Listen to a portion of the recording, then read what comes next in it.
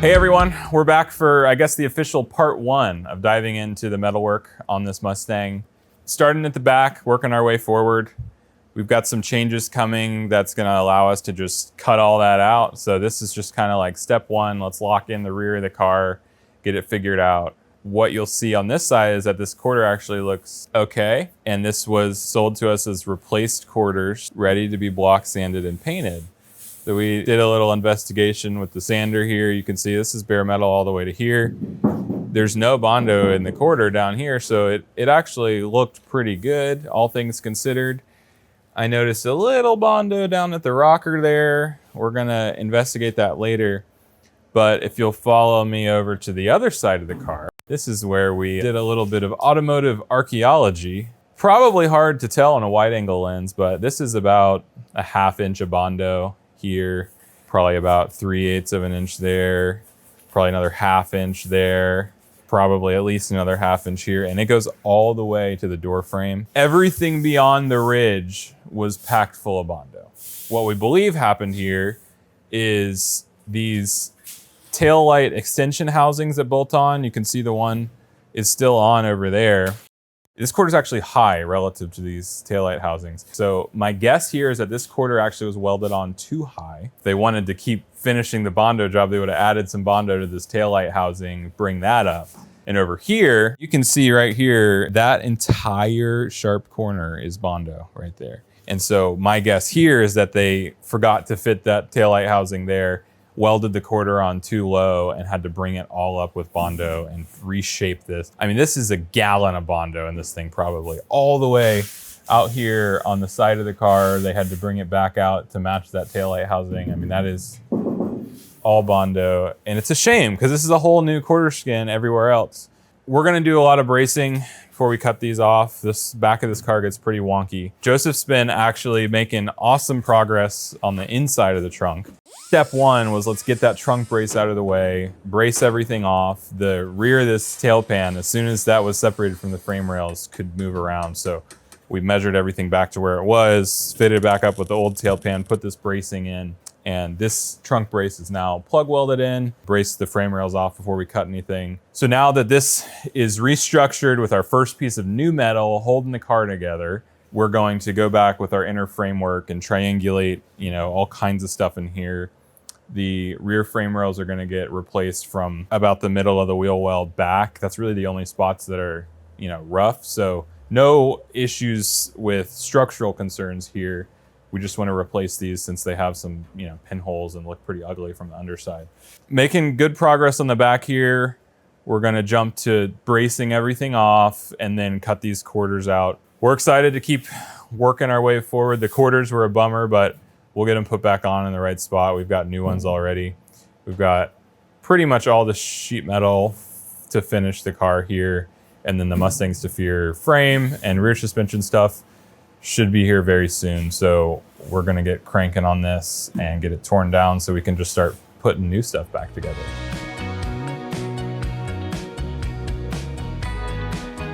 We've got the car moved over to the new bay now. We've got their exhaust fan and we're starting to work.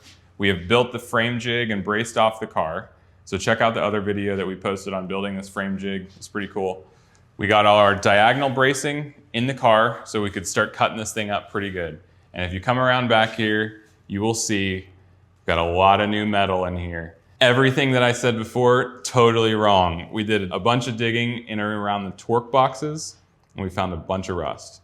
And so rather than repair the torque boxes and repair the back halves of the frame rails, we opted to just go for the full Dynacorn frame rails and torque boxes and a new Dynacorn transition pan. It's all new. So with the frame jig and the laser level, we were able to measure everything off, get this stuff jigged back up exactly where it needs to go. We have jigs welded on. Come down here. You can see our jigs that we welded on to the frame jig, and they pick up our leaf spring bolt pockets. So we know our leaf spring bolt pockets are in the exact same spot as our old set of frame rails, and then everything else was just measurement. So we've got all of this in here. We've cleaned up everything that we possibly could, put everything in weld-through primer that we need to have. Joseph's got the trunk floors over here, all in weld-through primer, prepped, holes drilled for plug welds. And we're gonna assemble all of this, get the fuel tank in place so that all of the mounting holes for the fuel tank are all lined up, get everything sunk down, sitting flush, and we're gonna start welding this out. All right, so we're under here. We've got the full floors carved out of the car. We're moving our way forward to get to the firewall and the cowls so that we can keep replacing all this metal. And this is just a huge reminder that be careful buying other people's projects. And if a shop is too cheap to be true, it's probably too good to be true. This is work that was done by a shop in Indiana. We're cutting the floor out, which we noticed some sketchy stuff along the way. We get to the firewall.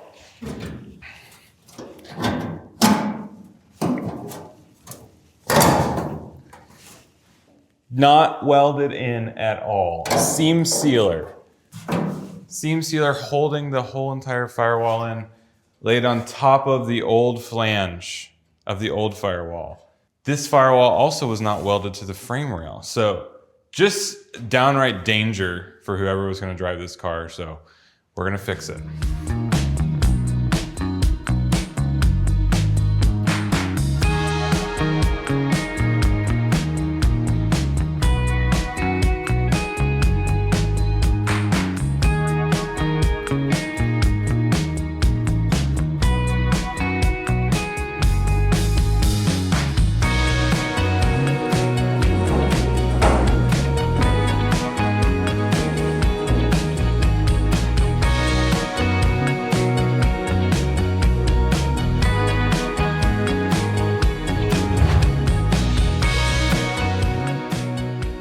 So we're under the Mustang. We've got new transition pan, new frame rails, new trunk floors, new cross member, all welded in, all plug welded up.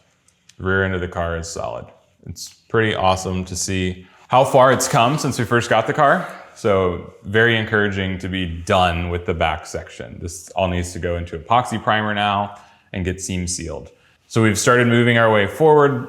We cut out the floors and the firewall, and you can see here we've started test fitting the one-piece floor.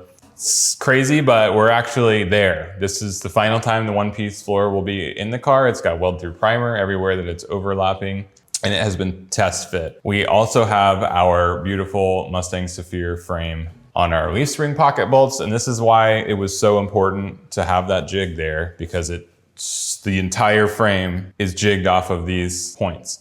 So we have that in now, we have it test fit, we have it leveled off the laser level up into place up front, and it is sitting beautifully on the floor. So we'll walk around to the front of the car now. We'll take a peek in here at how beautiful the new floor and firewall looks. Just all that new metal coming together is a really cool feeling to be recreating this car and making it actually nice now and safe for the driver. Around front here, you can see we've got toe boards taken off here so you can see right into the car and all the metal that's in here. What we've done is we've actually left the old upper and lower cowl in place.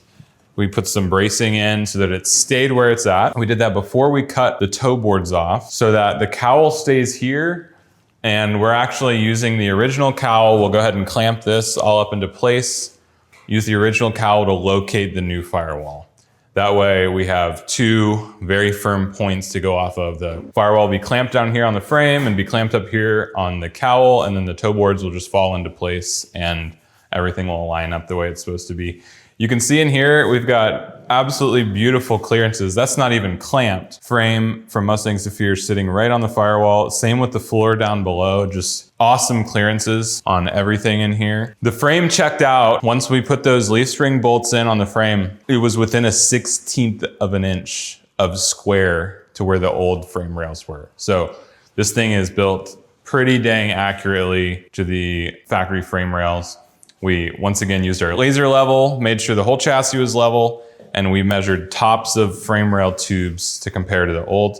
Same thing, we're probably within 1/16 of an inch, and we're actually more level. Before, the old frame rails were skewed almost 1/8 of an inch side to side relative to the whole chassis.